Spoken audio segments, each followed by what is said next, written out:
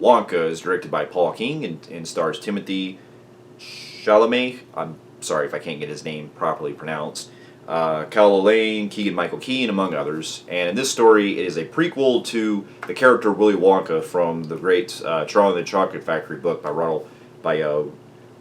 Roald Dahl. I'm sorry if I can't get his name right. And in this story, it tells the early years of Willy Wonka and his rise of trying to basically create, get his chocolate going and everything. And he ends up pretty much becoming kind of a prisoner of sorts when he's staying at this inn that he's at and everything. And he gets the help with this little girl that's named Noodle along the way to try to help him get his chocolate going and everything and get his business settled. Now, here's a little backstory. Now, as I said, this was a prequel to the book of Willy Wonka that was called Charlie and the Chocolate Factory, and it kind of also has like some elements of being a prequel to the original 1971 film with Gene Wilder, because from what I heard that the director was essentially trying to go for was basically a companion piece with the original Gene Wilder version, with using familiar elements including the look of the Oompa Loompa, and also like the themes and familiar musical cues and stuff like that. Now, growing up, my introduction to Willy Wonka, of course, was always the Gene Wilder version, because ever since I was a kid, and even to this day, it still holds as one of my all-time favorite films, and it's definitely one to me that not only does it have like so much rewatchability with its catchiness, with songs, but it's really, wonderful tale of, being a kid that like Charlie wants to just, find himself like into his imagination with chocolate and stuff and fascinated with Willy Wonka. And Gene Wilder, like, he will always go down as one of my all-time favorite actors, and his portrayal of Wonka is not only so iconic, but it gives it that kind of mystery vibe to where he's kind of like, he's nice, but he also has that kind of like, not really mean, but kind of like, sarcastic type of wit to him that really works. And it's just one of those kind of performances that I can't get enough of. And out of his performances, that's definitely my most favorite. But it's just, there's just so much more with the movie, with the music, the chocolate scenes and stuff like that, and a lot of the kids up to getting their comeuppance and stuff. And there's just so much with that movie that just it still holds the test of time for me. Now, back in 2005, we had another adaptation of Charlie and the Chocolate Factory, which was directed by Tim Burton, with Johnny Depp playing the role of Willy Wonka. And I gotta admit, even when I was a kid, and even to this day, looking back on it, I'm not really the biggest fan of the Tim Burton version, because I feel like that movie kind of really, played it way too where I wasn't really a big fan of Johnny Depp's portrayal, because he came across as just kind of really weird. And I get that was the intention they were going for and stuff, but it just really felt like he was really miscast for the role. And if they were going to take a different route, they probably could have made it to where, he could have had like that more, like, not really sinister, but like a more different type of take than what they were going for. But I still like some elements with the story and stuff, with how they kind of updated some things and kind of got some stuff that we didn't get from the 71 version. But it did kind of miss the mark with, really some outdated like CGI that doesn't hold up too well. And I wasn't really the biggest fan of the Oompa Loompas, because when I think of the Oompa Loompas, I mean, growing up as a kid, I always kind of thought, the whole orange face and green hair and stuff like that. And I think, look, I've never read the book, so I can't really compare, but I just really think that the book was really, I know it was more like the book, and that's what Tim Burton was going for and stuff, but I kind of really didn't really care too much for the Charlie and the Chocolate Factory movie. In fact, out of the movies that I've seen of Tim Burton, that might be my least favorite and probably my absolute worst. But it's not, I don't entirely hate it, but it definitely has really missed the mark a lot, and it has some moments that here and there, but it's just not really my cup of tea.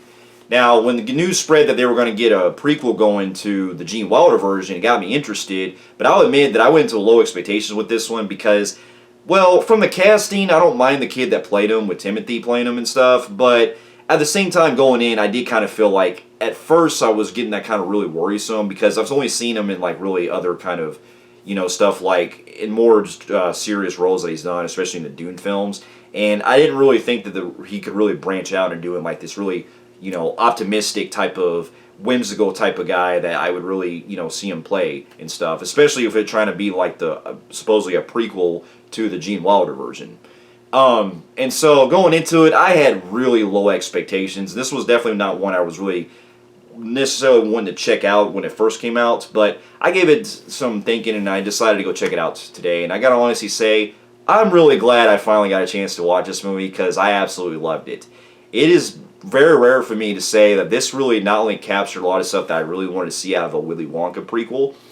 I mean, even though it may be unnecessary, sure, but as a film that really, touched me in a good way and, had that really good kind of innocence to it and that kind of like feeling of, well, like the being a kid and stuff like that inside, it really grew to me. Like it really got to me like it did with the original '71 version. I think that it makes a good double feature with it.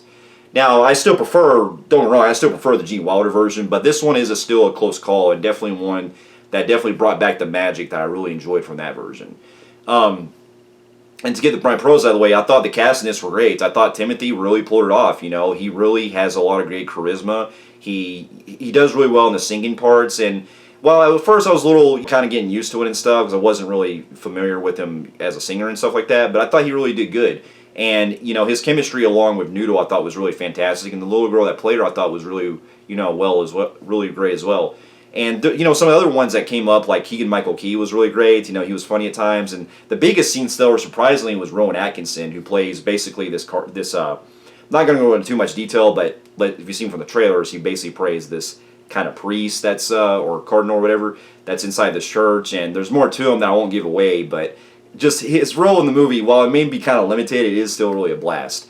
But the way that the story goes along with Wonka kind of being basically not really rich or anything, coming from the, trying to make it on the streets and stuff like that, I thought it was really great with him trying to build his way up and, come along with friends and stuff, especially the people that he meets at the end and things like that. And it gets surprisingly into some darker territory that I didn't really expect that, the movie kind of goes into detail with, that kind of has like some metaphorical stuff that I can kind of see it playing into with some stuff that they throw in there that I can't spoil. But I thought it really worked, if you know what I'm talking about. It mainly has to do with the villains of the film that they go with.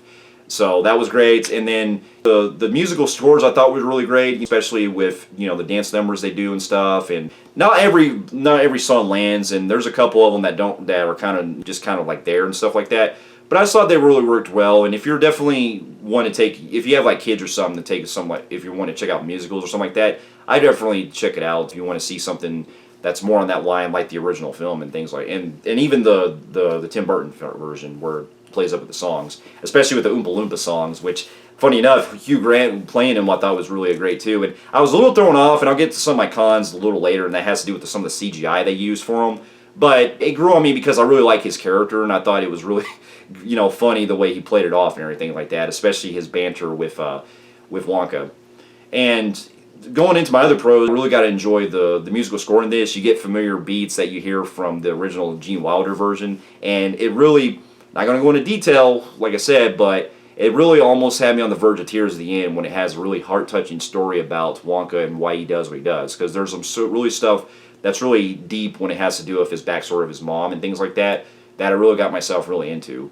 And then also it really factors in with the themes that involves with why he chooses to go with his chocolate and everything, and why he wants to spread around his chocolate and things like that.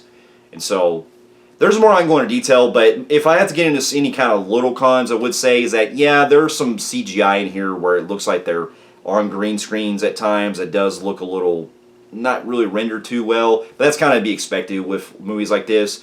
But for the most part, when it comes to the Oompa Loompa, it actually grew on me with how it was resembled, because I still appreciate the look of it. I just feel like the CGI could have been maybe rendered a little better in certain scenes, and I think that it could have been properly done where it's not as noticeable as kind of CGI, if that makes sense. And then there's also some musical cues, like I said, that don't really hit the mark quite as much, because they kind of just are there at times. And not every joke kind of lands here and there. If I had one little thing I would say is that it's not really a con, but it's definitely something I could really see them kind of maybe keeping it vague, is that in this one we get it to where Timothy's Willy Wonka is more of an optimist, where he's wanting to try to do what's right to get his chocolate going, and have spread the cheer around with others and stuff. A little different from Gene Wilder's version. If this was actually meant to be kind of a standalone type of film where it really doesn't have much of a connection, it works to its advantage because it's a different type of performance, and Timothy really does pull it off on that kind of level. But if they were really trying to like put in some more kind of like tie-ins and stuff to the Gene Wilder version, they could have maybe like put some like kind of like snarky stuff that you could see. that you could, that he could probably would have done to maybe have that kind of wit like Gene Wilder's version. But I could see them not really. I could see both sides not, with it, because they probably didn't want to go that approach without having to copy, the Gene Wilder interpretation. When it comes to new adaptations, it's always about doing something on your own, and Timothy really pulls it off on his own. But there's, some other cool little things they probably could have done to like maybe tie into like the 71 version if they were going with that approach, so to speak. But for what it's worth, it still worked on that level, because I was still able to get in the vibe of, the very innocence of him, and, with him really just finding his ground and doing what's also for his mother. And because they also keep it vague with his backstory of not really revealing too much. And so I think that was really the intention they were going for in that regard. But other than that, though, I still had such a wonderful time with this, and it's really rare for me to really go watch these kind of like family type of films. But this one was ever special because I have such a fondness of the original 71 version. This is definitely one that was on my radar to at least watch and check out, and I'm glad I did. And from what I also heard, the director is known for the Paddington films, and I haven't seen those films, but I heard those are really good family friendly type of movies that are really fun as well and really heartwarming. And so with that being said, this is probably going to be on one of either my honorable mentions, or at least on my best of list of best movies of the year. And with that, I'm going to give the movie a low phenomenal grade on the Film Freaks meter. And so, for those of you who have also seen Wonka, and also the other adaptations of Willy Wonka, and if you've also read the book of Charlie and the Chocolate Factory, let me know in the comments of what you thought about it. And thank you so much for watching, and I'll see you in my next review. I'll see you later.